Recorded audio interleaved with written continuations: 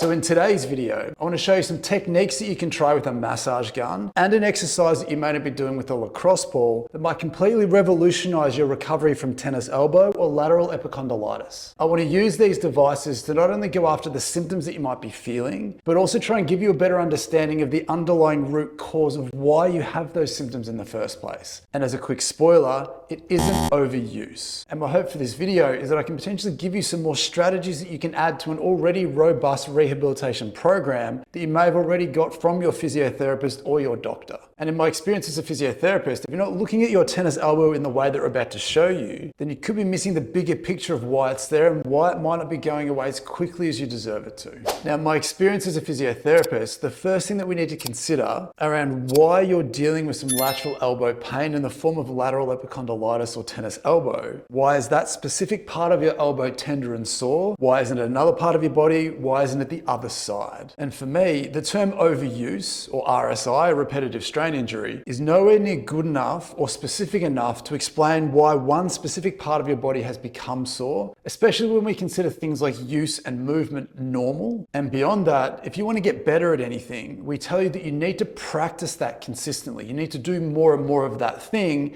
to allow your body to adapt and get better at doing that thing. So if we tell you that using your forearm, using your hands and fingers, using your elbow is the main reason why that part of your body has become sore, then it generally suggests that there's something else going on before that that makes this area unlikely to tolerate that load. And while that may sound like semantics, if we don't look beyond the concept of overuse, then we're potentially missing that root underlying cause for why that tissue has become irritated, sore, and painful over time. So the first thing we want to go through is I want to show you some advanced massage gun techniques that you can use to try and improve the mobility of the tissue that influence the outside of that elbow. Thanks to the team at Bob and Brad, they've been good enough to send me through the Q2 Mini Masage Gun. I'll leave the link in the description if you want to check one of these out for yourself. And what's really important to understand about any massage gun that you use is that a massage gun on its own will not solve your problems. As I said before, a massage gun, much like general massage, acupuncture, dry needling, cupping, any of those additional modalities can genuinely have some positive influences on how your tissue feels and potentially functions. But like any external device or technique, it's never going to naturally address the reasons behind why you need to use them in the first place. In the context of tennis elbow, it's quite common for you to develop some muscular tightness through your forearm muscles because they attach and cross over the side of that elbow that becomes irritated with tennis elbow. There's other areas at the front of your forearm and above your elbow into the base of your arm that can also become tight when you're experiencing tennis elbow type symptoms. But again, as we're going to get to towards the end of this video, we have to also go looking for the reason why those muscles have been prompted to tighten in the first place so that you don't have to keep doing this forever. By all means, if you enjoy using a massage gun or you enjoy getting a good massage because it makes you feel nice, it helps your mental health, and it just feels like a pleasant thing to do, by all means, keep doing that for as long as you feel it's beneficial. But if your goal with a massage gun is to make your symptoms feel better, then we need to pair it up with broader thinking surrounding why those symptoms are there in the first place. Otherwise, you'll have to keep using this forever. So one of the ways that I like to use a massage gun is that we don't just want to rely on the vibration of the massage gun to do the work for us. Instead, what we need to do is we need to apply some pressure and imagine that we're massaging that tightness and that restriction away and essentially thinking of the vibration as an additional bonus. Clinically, what I find is that just working around the upper part of this forearm, looking for anything that feels tight and tender, can be beneficial. But what we can do instead is that once you've found something that feels particularly tight and restricted, we can start to use movement as well to add an additional shearing force through that area to improve the results that you might get. So how that looks is if you can work around and find something that feels a little bit tender for you, but while we're doing that, if you can apply some pressure to the area and gently bend and flex your wrist, and then go in the opposite direction. So as you bend your wrist, it's going to want to pull the tissue further away. If we can then drag the massage gun away from your wrist at the same time, we can apply a shearing effect that not only tries to mobilize some of the muscular tightness, But if there's any connective tissue like fascia or neural tissue as well, that's also becoming a little bit restricted in some way, then by shearing that tissue free, we can try and improve how much mobility we introduce back into that area. And what's important to understand when using a massage gun for tennis elbow related symptoms is we don't actually want you to come up onto where your symptoms might actually be. We want to be strategic in the sense that anywhere around that tennis elbow area that you find that feels tight and restricted, we want to go after those areas to essentially feed some slack back into the outside of your elbow, take some of the tension off that irritated tissue, giving it the best chance to feel better quickly. So again, find those tight spots, spend some time pulling your forearm down, elongating that tissue while you're also pinning it down and trying to shear that tissue free at the same time. And then again, what you should hopefully feel is automatically it should feel a little bit lighter and a little bit looser than what it was before. And a good thing for you to try is before you get to this exercise with a massage gun or anything else for that matter, take stock of how your tennis elbow symptoms feel to begin with. Spend some time working through each individual area, applying these techniques with your massage gun, and then quickly recheck your symptoms again to see whether it's actually made a difference. Because as we always say in this channel, if you don't see change, then you probably haven't made change. We don't want you to waste your time with things that in theory should be good or that someone has told you should work if they don't work for you. And if they don't work for you, we need to quickly move on to something else that you feel does make an impression on your symptoms. And then, as I said before, then get to the underlying root cause of those symptoms to create lasting long-term solutions. So once you spend some time working through those forearm extensors on the sort of the back side of that forearm, we can also turn our attention to the muscles on the inside of your forearm as well. Again, apply the same technique of applying pressure, dragging that massage gun away as you take your hand and wrist away from the area. And then as you can free up that tissue after 30 seconds or a minute, then again, see if it adds anything to your rehab program. And then the third area that I think everyone needs to be looking for to find some hidden musculoskeletal dysfunction affecting that lateral elbow is the tissue above the elbow. Again, mechanically, we've got a bunch of tightness below the elbow. We can pull some slack out of that area. Same thing through those wrist flexors on the other side of that forearm. But again, a lot of the tissue that influences that lateral elbow can also reside above that area as well. So again, taking your massage gun, having it above the line of your elbow, above where your symptoms are, we can again go hunting through the outside of that lower part of your arm, through your triceps, through the lateral part of your biceps, looking for anything that might be creating a hidden restriction and ultimately negatively affecting the function of the outside of that elbow. Same deal, put some pressure through there. Really try and massage that tissue out with the head of that massage gun, using the vibration as an additional bonus.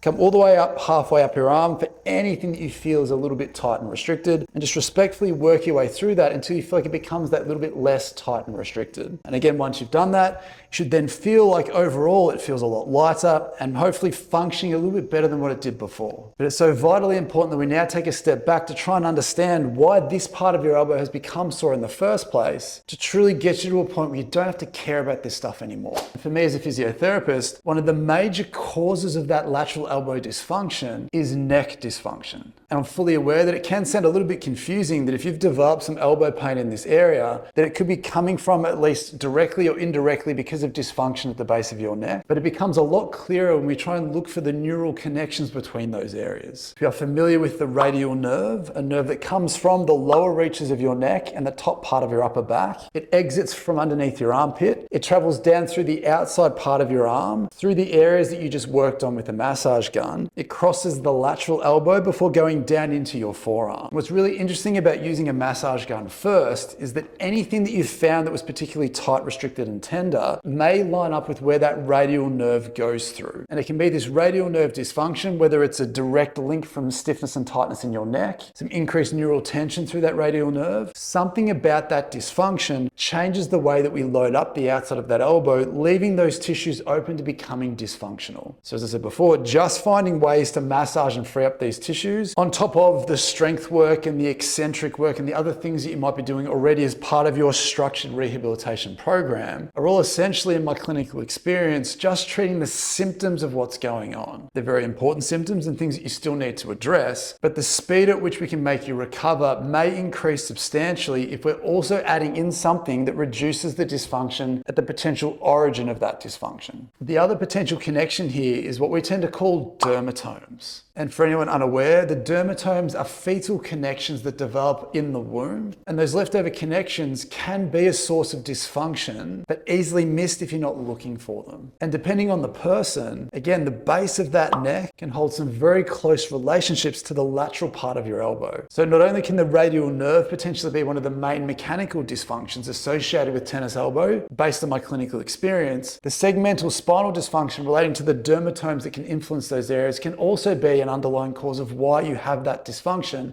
in the first place. So one of the best things that I've seen to try and address some of that dysfunction comes back to that lacrosse ball that I mentioned way back at the start of the video. What you can do is if you can take that ball, and you can do this either lying down or leaning up against a wall, standing or sitting, is you want to go looking for the bump at the base of your neck and the top of your back. This bony bump at the middle that sticks out the most is what we call about C7. This generally signifies the junction between the base of your neck and the top of your back. So if I can get you to place your ball right on the bump in the middle and then just let it come off to the side a little bit so it's right next to that bump. Then all we want to get you to do is then get you to lie down on top of that and let the ball press in. What we're looking for here, as always, is we don't want to roll up and down on the ball, but we want to systematically move it up a little bit and take note of anything that feels stiff, tight, or restricted. Again, as I always say on the channel, we really want to prioritize that restriction over any tenderness and soreness that you may have, because just because something feels irritated and sore or tender, it doesn't mean that that's where you need to be working on. If it's stiff and restricted on top of that,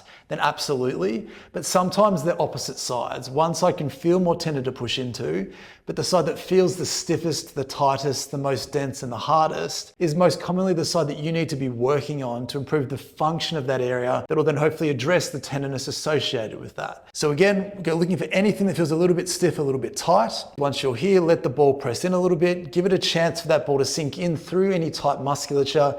But ultimately, we're trying to influence those deeper joint restrictions where the nerves come from. Once you've had enough of that spot, then move the ball up a little bit or down a little bit. Go looking for anything that you find that you would consider being stiff, tight, and restricted. Keep repeating that process until you feel like it's less stiff, tight, and restricted. As you move down towards your upper back, a way that you can make this happen a little bit faster is you can then lift your arm up above your head, and we can, again, same thing with the massage gun, we can use movement to try and shear free some of that tissue restriction. If you need to put a little bit more pressure through the ball, you're also welcome to bridge up a little bit, increase the amount of pressure through there, and continue to oscillate through this end range motion to shear that restricted joint tissue free. You can do the same thing if you're moving up towards the middle part of your neck as well.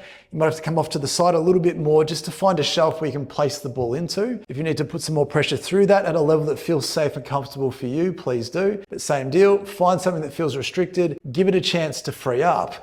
And then what you'll hopefully find is that when you come back to those very same tennis elbow movements that you did previously that may have made you feel a little bit tender, hopefully you'll feel an instant improvement in how those symptoms actually feel. What I try and do clinically is I try and assess for different movements that reproduce your symptoms, get you to take note of how tender, how sore it feels, also how strong or resistant you feel you can be to that movement. Then work on someone's neck tissue first, free up that tissue to the point where they feel like it's tangibly looser, and then immediately reassess those same tests again to see what's changed. And what often surprises people is just by freeing up some of that hidden restriction that you may have in that lower part of your neck and the upper part of your back, you may instantly see some tangible shift upwards in your strength and a decrease in your symptoms immediately. And while any tendon-related issue requires much more extensive rehab than just loosening up your neck and freeing up the tissue of your elbow, it can go a long way to quickly decreasing those symptoms, or at least getting them to a stage where they feel immediately better than it would have if you weren't doing those things. Again, I always want to stress that it's not just this in isolation. We still need to work on the strength of that area. We need to build up the tissue tolerance and the capacity of the muscles in your forearm and around your elbow to handle the loads of what you need to do day to day. But as I said right at the start of the video, if someone tells you that your tennis elbow symptoms are overuse related, it does make sense on a certain level, but at some point it's not a good enough explanation to explain why one exact part of your body has become sore and not somewhere else or the opposite side. And in my clinical experience, if you have some neck dysfunction and that permanently permeates down to change the way that you load up that lateral elbow, then something like use may then start to expose that given enough time, but it's not the sole cause of that in isolation. And so the final point that's really important to touch on when trying to understand that theme of why things are there in the first place is that if you find that you use the ball and you can free up some of those tissues at the base of your neck, the top of your back, and you do feel a tangible change in how your symptoms feel, again, there has to be a reason why that part of your neck and upper back has become stiff, tight, and restricted in the first place. And again, for me clinically, one of the best places to start looking for clues as to why that is based on the shapes and positions you get into the most throughout the day. If you were to rank the tasks and the activities that you do the most, whether that be at work or at home, and you were to look at the nuance of where that part of your neck and back get into, you might find that there are some shapes that ask you to look down a fair bit and potentially drop those shoulders, increasing the specific load that goes through that part of your body. And for a lot of people, that can be using your phone, it can be using a computer, it can be playing an instrument, reading a book, it can be anything. For me as a physio, I'm looking down a lot treating my patients. And what we know is that where the hinge goes is where the load goes. And where the load goes, our brain starts to reinforce, to support, to make that easier for us to do because we unknowingly ask it that we value those shapes. So if you are taking the time to use your massage gun and mobilizing those tissues and freeing up your neck and back and ultimately feeling like it's having a positive influence on your symptoms, if you aren't also pairing it up with a greater awareness of trying to be a more upright position with your shoulders more comfortably back, to take away the individualization of load through that part of your neck, then again, it might be unrealistic to expect that these symptoms will go away quickly, but permanently after all. And I understand that again, it can sound strange that ultimately what we're saying is that the positions and the shapes that you put your neck into can be one of the main contributing factors as to why the outside of your elbow becomes sore. But if you hopefully look at it logically through each step, you'll hopefully start to realize that there are tangible links there that you can work on that should positively influence how that lateral elbow feels and functions. So as always, I sincerely hope that that was helpful for your progress out of tennis elbow or lateral epicondylitis. If you are interested in picking up a massage gun for yourself, consider picking up the Q2 Mini Masage Gun from Bob and Brad. Again, they did send me this out, and full disclosure, if you do click on the link to this device and go on to purchase one, I will get a small commission on their behalf at no extra expense to you. So if you're in the market for a massage gun and you also want to help support me and the channel, that might be a great way to do that. With that being said, thanks for watching, and I'll see you next time.